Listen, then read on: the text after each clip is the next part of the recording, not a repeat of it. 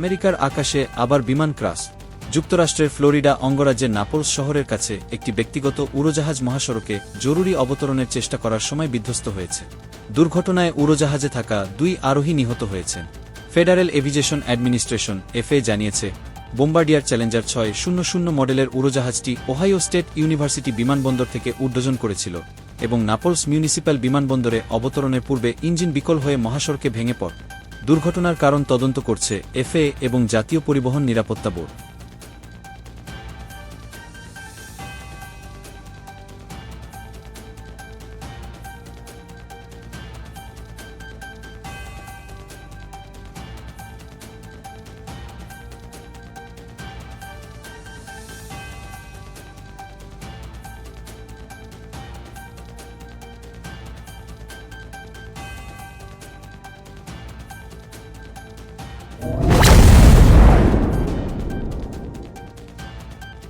আবহাওয়ার পূর্বাভাসে বলা হয়েছে, আগামী বুধবার পর্যন্ত বাতাসের গতি বৃদ্ধি পেয়ে ঘণ্টায় 96 কিলোমিটার পর্যন্ত হতে পারে, যা